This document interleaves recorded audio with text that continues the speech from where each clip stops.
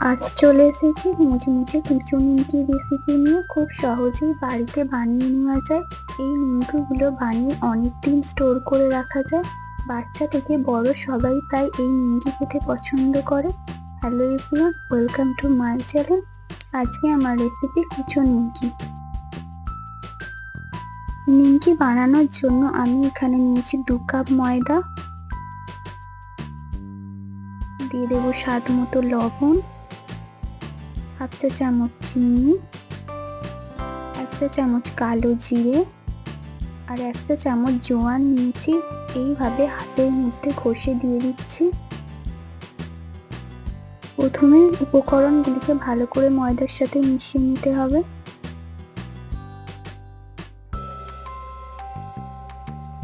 মেশানো হয়ে গেলে আমি এখানে 5 চা চামচ ঘি দিচ্ছি। আপনারা চাইলে তেল দিয়েও ময়ানটা দিয়ে দিতে পারেন। ময়ান যত ভালো করে দেওয়া হবে নিমকি তত খাস্তা হবে।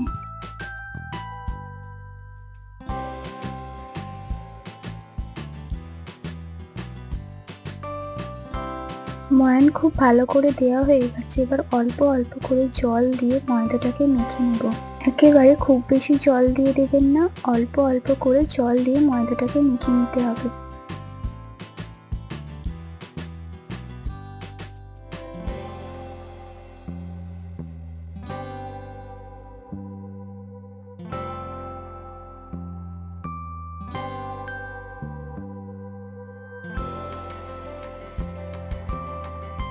ময়দাটা আমার মাখা হয়ে গেছে। এটাকে আমি 20 থেকে 25 মিনিট মতো রেস্টে রেখে দেবো।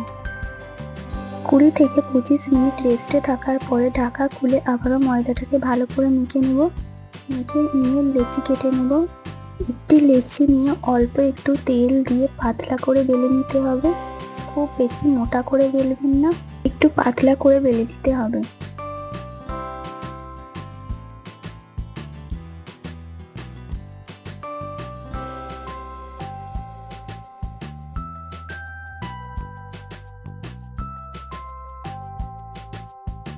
দেখুন আমার বেলা হয়ে গেছে। আমি এইরকম পাতলা রেখেছি, খুব বেশি মোটাও রাখিনি আবার খুব বেশি পাতলাও রাখিনি। এবার একটা ছুরির মাধ্যমে নিমকি শেপ করে কেটে নিতে হবে। এটা যেহেতু কুচো নিমকি তাই খুব বেশি বড় বড় করে কাটছি না, একটু পাতলা পাতলা করেই কাটছি।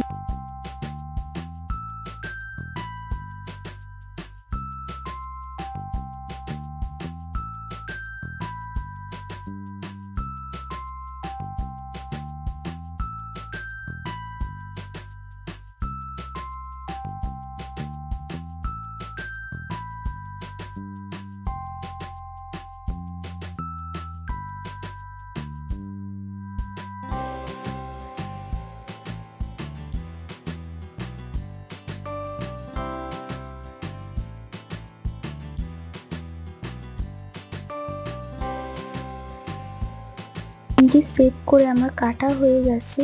এবার ডিরেক্টলি ভাজতে চলে যাব। তার জন্য কড়াইয়ে তেল বসিয়ে দিয়েছি। তেলটা গরম হয়ে এলে দিয়ে দেব নিমকি। একেবারে অনেক বেশি নিমকি দিয়ে দেবেন না, অল্প অল্প করে ব্যাচ ওয়াইজ ভেজে নিতে হবে। মিডিয়াম ফ্লেমে 5 থেকে 6 মিনিট নিমকিগুলোকে ভেজে নিতে হবে। নিমকি ভাজা হয়ে গেছে। এবার একটা জালির মাধ্যমে নিমকিগুলোকে তেল ঝরিয়ে তুলে নেব। আজকে আমার এই দোকানের মতো কুচো নিমকি রেসিপি কেমন লেগেছে অবশ্যই কমেন্টের মাধ্যমে জানাবেন। রেসিপিটি ভালো লাগলে লাইক করবেন, বন্ধুদের মধ্যে শেয়ার করবেন। ভিডিওটি যারা আমার ইউটিউব থেকে দেখছেন তারা চ্যানেলটিকে সাবস্ক্রাইব করে নেবেন। যারা ফেসবুক পেজ থেকে দেখছেন পেজটিকে ফলো দিয়ে নেবেন। দেখা হবে নতুন কোনো রেসিপির সাথে। সুস্থ থাকবেন, ভালো থাকবেন। ধন্যবাদ।